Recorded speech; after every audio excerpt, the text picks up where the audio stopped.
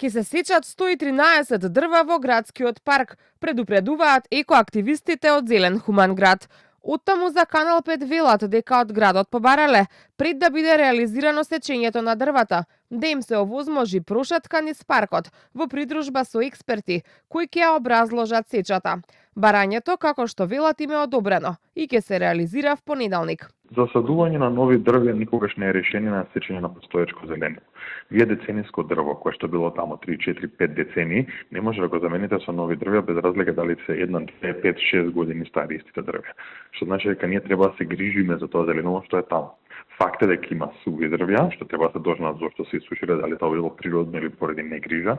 И факт е дека има дрвја кои што едноставно се го достигнуваат животниот век и може да представуваат опасност по луѓето. Затоа ние не велиме дека тоа не треба да се случи под никој услов, но велиме дека мора да се случи многу потранспарентно. И посебно кога станува збор за огромен број на дрвја, тоа мора многу потранспарентно до објавување на едно решение кое што ние како активисти треба да го ископаме и најдеме, па да бараме прошетка да се случува, туку тоа треба градот проактивно да го бара и организира.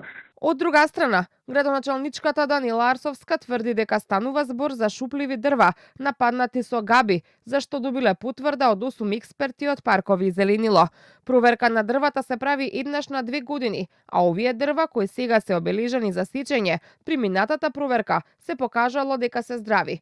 Арсовска тврди и дека над 60.000 садници се засадени во паркот во Ѓурче Петров, а над 8.000 во Карпош. Во конкретниот случај јавното предпријатие Паркови и зеленило по службена должност има утврдено дека се работи за јавно зеленило, дека дрвата се суви, шупливи и опасни да паднат и да причинат материјална и човечка штета. При тоа е одлучено наместо и сечените дрва да се засадат нови садници.